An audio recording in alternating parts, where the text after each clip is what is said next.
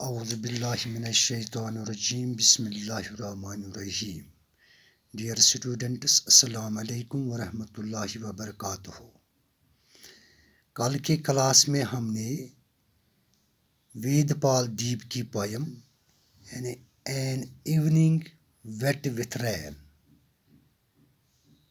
جس کے ہم نے کل 2 سٹنزاز کی ایکسپلینیشن اور اس کے علاوہ اس پویم کی انٹروڈکشن وہ ہم نے کل تک اس میں سے پڑھ لی ہے. آج ہم انشاءاللہ الرحمن اس پویم کے مزید جو 2 سٹنزاز ہیں یعنی سٹنزا نمبر 3 اور 4 ان کو آج ہم ریڈ کرتے ہیں.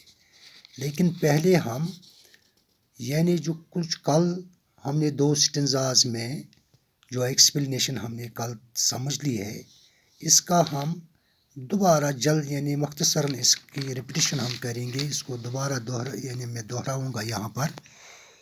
یعنی پہلے سٹنزا میں این ایوننگ ویٹ وتھ رین، یعنی یہاں پر شاعر یعنی ایک شام کے ماحول کی منظر کشی کرتے ہوئے کہتے ہیں کہ بارش سے یعنی ہر چیز گیلی ہو چکی تھی. As I walked through the lane, جیسا کہ شاعر ایک راستے سے گلی سے گزر رہا تھا. The heart beckons the hands to hold them with love, شاعر کا دل اسے اشارے سے کہتا ہے.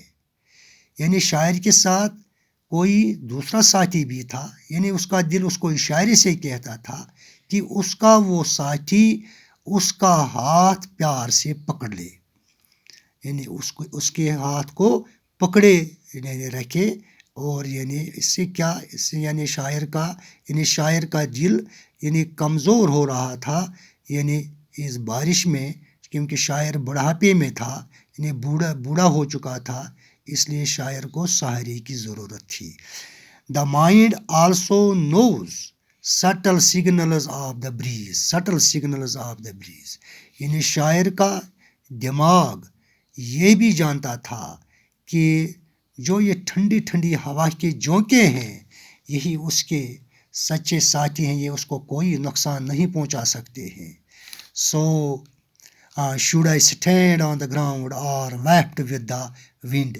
تو شاعر کے دماغ میں کچھ سمجھ میں نہیں آ رہا تھا کہ کیا میں اس گراؤنڈ میں یعنی کھڑا رہوں یا ویپٹ ود دا ونڈ، یا ان ہوا کے جھونکوں کے ساتھ ہچکولے کھاتے ہوئے آگے چلوں.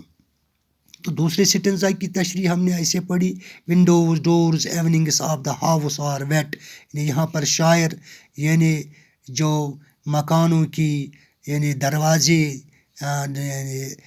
کھڑکیاں، ایوننگس یعنی ترپال وغیرہ یعنی وہ ویٹ ہو چکے تھے، گیلے ہو چکے تھے بارش کی بوندوں سے. Cool breeze stir the leaves of, یہاں پر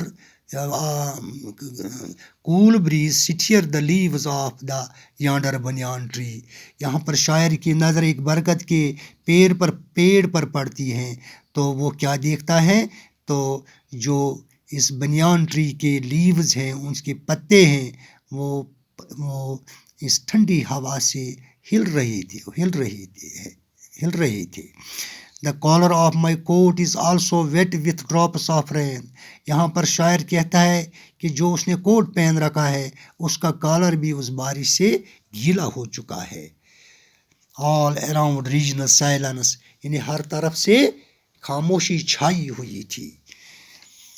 مائی feet are cold with water seeps through my shoes, یعنی شاعر کہتا ہے کہ اس کے پیر ٹھنڈے ہو گئے تھے کیونکہ اس کی جوتوں سے پانی ٹپک رہا تھا یا رس رہا تھا. My eyes are heavy with sleep اور از اٹ اے فیور، شاعر کی آنکھیں باری ہو چکی تھی، یہ شاید نیند سے یا بخار سے باری ہو چکی تھی. The ground is very slippery, یعنی گراؤنڈ پر زمین پر بارش کی وجہ سے پھسلن تھی. There is no place to stand, یعنی وہاں پر کوئی جگہ نہیں تھی، یعنی خشک جگہ، پھسلن کے بغیر کوئی جگہ جہاں پر شاعر یعنی کھڑا رہ سکتا. دا مائنڈ از ایگزاسٹڈ یعنی شاعر کا دماغ اب تھک چکا تھا. Looks for some spot to rest. اب شاعر یعنی ایسی جگہ کی تلاش میں تھا جہاں پر وہ آرام کر سکے یا ریسٹ کر سکے. تو آج ہم اس کے آگے جو 2 سٹنزاز ہیں ان کی ایکسپلینیشن یعنی ان کو ہم آج پڑھیں گے اور ان کی ایکسپلینیشن سمجھنے کی کوشش کریں گے. تو تیسرے سٹنزا میں شاعر کملا یعنی وید پال دیپ ایسے فرماتے ہیں: loss of hope has darkened the evening of my life. Loss of hope. یہاں پر شاعر فرماتا ہے کملا یہاں پر وید پال دیپ فرماتے ہیں کہ امیدوں کے کھو جانے سے اس کی زندگی کی شام سیاہ ہو چکی ہے. یعنی اس کے کہنے کا مطلب یہ ہے کہ وہ اپنی زندگی کے آخری مرحلے پر پہنچ گیا ہے. اس کے لیے کوئی امید نہیں بچی ہے. اس سے اس کا بڑھاپا اندھیرے سے بھر گیا ہے. Loss of hope has darkened the evening of my life. یعنی شاعر کہتا ہے کہ امیدوں کے کھو جانے سے اس کی زندگی کی شام سیاہ ہو گئی ہے. And clouds gathering in the mind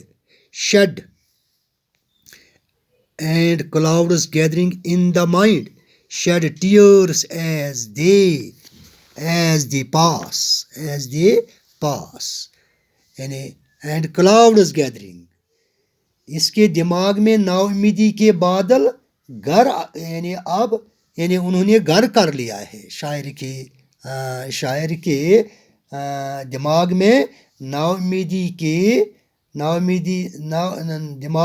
امیدی کے بادلوں نے اب گھر کر رکھا ہے. In the mind shed tears as. تو اس سے کیا ہے شاعر اس سے اب آنسو بہانے لگتا ہے. یعنی شاعر آنسو بہانے لگتا ہے کیونکہ نا امیدی کے جو بادل ہیں انہوں نے اس کے دماغ میں گھر کر لیا ہے. دا evening of troubles my companion is also depressed. تو شاعر کیا کرتا ہے یعنی جو نا امیدی کے بادل اس کے گھر میں اب بس گئے ہیں شاعر آنسو بہانے لگتا ہے جب اس سے اپنے بڑھاپے میں مصیبتوں کا سامنا کرنا پڑتا ہے. یعنی اس کو اب بڑھاپے میں ٹربلز یعنی مصیبتوں کا سامنا کرنا پڑتا ہے. مائی کمپینین از آلسو ڈپریسڈ. یعنی شاعر کا کمپینین یہاں شاید شاعر کی بیوی ہو سکتی ہے یا اس کا ساتھی یعنی شاید اس کی بیوی ہے وہ بھی نا امیدی کی حالت میں ہے. یعنی دونوں میاں بیوی شاعر اور یعنی اس کی بیوی نا امیدی کی حالت میں ہے. And takes me along holding me by the arm. شاعر یہاں کہتا ہے کہ اس کی جو یہ ساتھی یعنی اس کی بیوی ہے وہ یعنی اس نے اس کا ہاتھ پکڑا ہوا ہے اور اس سے اپنے ساتھ لیے جا رہی ہے. یعنی اس نے اپنے یعنی شاعر کا ہاتھ یعنی پوئٹ کا ہاتھ اس کی بیوی نے پکڑ رکھا ہے اور اس کو اپنے ساتھ لے جا رہی ہے. In childhood I stood alone in my courtyard. یہاں پر شاعر کو اپنے بچپن کے دن یاد آتے ہیں. یعنی اس سے یہ یاد آتا ہے کہ کس طرح وہ اپنے آنگن میں اکیلا کھڑا ہوا کرتا تھا. یعنی شاعر کو یہاں اپنا بچپن یاد آتا ہے کہ وہ اپنے صحن میں اپنے آنگن میں کس طرح کھڑا ہوا کرتا تھا رہتا تھا. And waves of air brought the sound of cymbal. یعنی یہاں پر شاعر جب اپنے آنگن میں یعنی بیٹھتا تھا کھڑا ہوا رہتا تھا تو اس کو ہوا کی جھونکے کہیں سے یعنی کرتال یا منجیرے کی یعنی میٹھی آوازیں وہ سنتا تھا. یعنی کرتال بجنے کی آوازیں یا منڈیر کی یعنی اس منجیرا بجنے کی آوازیں وہ سنتا تھا. یعنی یہ ایک انسٹرومنٹ ہے یعنی سیمبل ایک ایسا انسٹرومنٹ ہے یعنی it is a flat round musical instrument. یعنی یہ ایک میوزیکل انسٹرومنٹ ہے جو کہ گول شیپ کا ہے، made of brass which makes a loud noise when hit with a stick. یعنی جب اس کو کسی چھڑی سے یعنی اس کو مارا جاتا ہے، جس طرح سے یہاں سہرنگی یا وہ رباب جس کو کشمیری میں ہم کہتے ہیں بربت، تو جب اس کی ان وائرس کو یعنی چھڑی سے اس پر یعنی اس کو مارا جاتا ہے تو وہ ساؤنڈ دیتے ہیں، آواز دیتے ہیں. اسی طرح سے یہاں پر شاعر اسی چیز کا ذکر کرتا ہے کہ جب وہ اپنے صحن میں یعنی اپنے بچپن کے دنوں میں کھڑا ہوا رہتا تھا تو یعنی کہیں سے ہوا کے جھونکے اس کے لیے یہ سمبل بجنے کی یعنی میٹھی آوازیں یعنی وہ سنتا تھا سمبل بجنے کی. We regret that the days gone by do not return. یہاں پر شاعر اداس ہو جاتا ہے اور کہتا ہے کہ جو بیتے ہوئے دن ہیں، گزرے ہوئے دن ہیں، یعنی the days gone by don't return, یعنی بیتے ہوئے دن واپس نہیں آ سکتے. How to call back times past and gone. یہاں پر شاعر کہتا ہے کہ جو دن یعنی جو وقت گزر گیا ہے وہ ہم کیسے اس کو واپس لا سکتے. یعنی گزرے ہوئے وقت کو واپس نہیں بلایا جا سکتا یا واپس نہیں لایا جا سکتا. تو یہ تھی اس تیسرے سٹنزا کی ایکسپلینیشن. اب چوتھے سٹنزا میں شاعر فرماتا ہے The evening prepares to go to sleep in the lap of night. The evening prepares to go to sleep in the lap of night. In the lap of night. تو یہاں شاعر فرماتا ہے، یہاں شاعر رات کے آنے کا ذکر ایک شاعرانہ انداز سے کرتا ہے. وہ کہتا ہے کہ شام رات کی گود میں سونے کے لیے تیار ہو رہی ہے. یعنی عام لفظوں میں شام اپنی جگہ رات کو دینے جا رہی ہے. یعنی اب شام کا وقت یعنی جانے والا ہے، اب رات آنے والی ہے. یعنی شام کا وقت اب یعنی رات کو جگہ دے رہا ہے. The evening prepares to go to sleep in the lap of night. Slowly, softly, just as the sky's feet touch the ground. Slowly, softly. یہاں پر شاعر آگے فرماتا ہے ایسا لگتا ہے کہ مانو آسمان کے پاؤں دھرتی کو آہستہ آہستہ اور پیار سے چھونے لگے ہوں.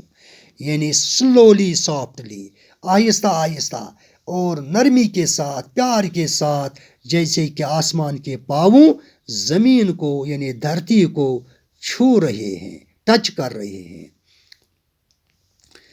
Shadows of trees rest in the dark tank. Shadows of the trees rest in the dark tank.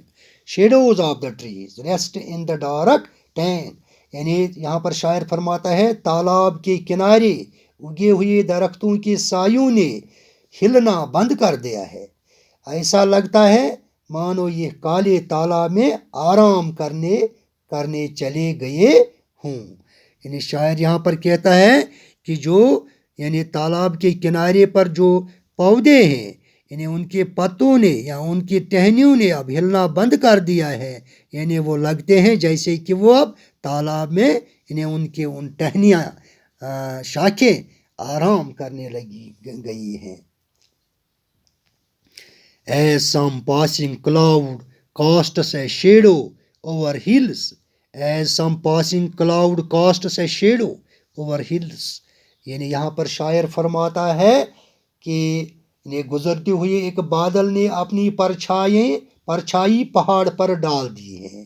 یعنی پہاڑ یعنی بادل کا ایک ٹکڑا جو گزر رہا تھا وہاں سے، تو اس نے پہاڑ پر اپنا سایہ اپنی پرچھائی ڈال دی ہے. There is activity in the houses lit with electric bulbs. یہاں پر شاعر کی نظر یعنی مکانوں پر پڑتی ہیں، گھروں پر پڑتی ہیں، تو یعنی وہ کیا دیکھتا ہے کہ there is activity in the homes. شاعر کہتا ہے کہ یعنی ان گھرز میں یعنی کچھ ایکٹیویٹی ہو رہی ہے، یعنی کچھ حرکات ہو رہے ہیں lit with electric bulbs، کیونکہ ان گھروں میں بجلی کے بلب جل رہے ہیں. बिजली की रोशनी जल रहे शायर, यानी शायर कुछ घरों में बिजली की रोशनियां जलती हुई देखता है।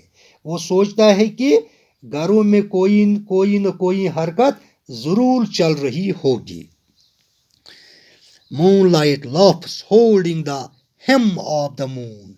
Hem of the moon. Hem of the moon. Hem means golai. Moonlight laughs holding the hem of the moon. Moonlight यानी चांदनी, चांदनी चांद की गोलाई, यानी चांदनी चांद की गोलाई को पकड़े हुए और मुस्कुराते हुए लग रही है। यानी चांदनी चांद की गोलाई को मुस्कुराते हुए पकड़े रखे हुए हैं। Where is my destination? Where is the hurry? Where is the hurry? Light of the other lamp in a wayside modest inn waits me. तो इन आखिरी दो लाइनज में ये सतरें जो ये हैं, ये अशार जो हैं, ये सतरें शायर की अंदरूनी हालत और बाहरी दुनिया में मुकाबलतन फ़र्क को ज़ाहिर करती हैं। शायर को अपनी ज़िंदगी में कोई खुशी या रोशनी नहीं है। वो अपने घर के बारे में नहीं सोचता है और इससे वहाँ पहुँचने की कोई जल्दी नहीं है। इसका ठिकाना रास्ते के किनारे पर बनी हुई एक मामूली सराय यानी मोडेस्ट इन, यानी उसका ठिकाना उसी मोडेस्ट इन यानी रास्ते के किनारे बनी हुई एक मामूली सराय उसका ठिकाना है। वही उसका इंतज़ार करती है जहाँ सिर्फ एक मिट्टी का दिया जला हो रहा है। यानी उसमें एक मिट्टी का दिया यानी अर्दर लैंप वहाँ पर जल रहा है इस सराय में। तो यही टिमटिमाता हुआ दिया शायर का इंतज़ार कर रहा है जो कभी भी बुझ नहीं सकता। यानी ये टिमटिमाता हुआ दिया जो इस सराय में जल रहा है जो कभी भी बुझ सकता है। इसी तरह से यानी शायर का जिस तरह से ये टिमटिमाता हुआ दिया यानी किसी भी वक्त बुझ सकता है, इसी तरह से शायद की ज़िंदगी का भी यानी इसी चराग की तरह यानी उसकी रोशनी की तरह खात्मा हो सकता है, इंतकाल हो सकता है शायर का। तो ये थी इन दो लाइन यानी दो स्टेंजाज की जो हमने आज ने इनकी एक्सप्लेनेशन मैंने आपको बताई थी स्टेंजा नंबर 3 और 4 की। तो ये थी इनकी एक्सप्लेनेशन। तो मुझे उम्मीद है कि आपने इसको अच्छी तरह से समझा होगा।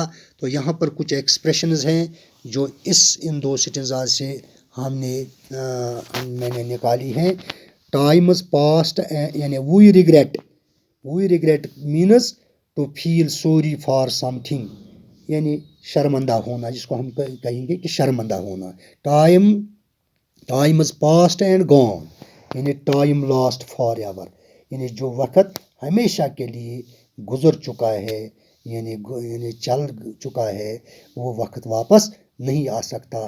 Time is past and gone यानी गुजरा हुआ वक़्त। Skies feet touch the ground, यानी जैसे कि हमने इस यहाँ पर एक यानी लाइन में पढ़ा था कि जैसे कि लग रहा था कि आसमान के पाँव यानी धरती को छू रहे हैं। यानी dusk the sky seems coming down, यानी ये गुरूब आफ्ताब का वक़्त है जब ये लगता है कि इस वक़्त बिल्कुल लगता है कि स्काई यानी क्या है, कमिंग डाउन यानी आसमान यानी हमें लगता है कि जैसे नीचे आ रहा है। इसी तरह से लास्टली सिंबल यानी ए flat round musical instrument made of brass which makes a loud noise when hit with A stick और अगेंस्ट अनदर सिंबल। तो जैसा कि अभी मैंने भी इस ऊपर की लाइन में बताया है कि सिंबल ये एक म्यूजिकल इंस्ट्रूमेंट है, यानी जिस तरह से हमें बरबत या सारंगी ऐसा ही एक गोलनुमा म्यूजिकल जो ब्रास का बना हुआ है यानी उसको कहते हैं सिंबल, जो शायर अपने आंगन में अपने सहन में उसकी आवाज़ें यानी वो सुनता था यानी जब उसका बचपन होता था। तो ये थी इन स्टेंजाज की एक्सप्लेनेशन और ये कुछ एक्सप्रेशंस।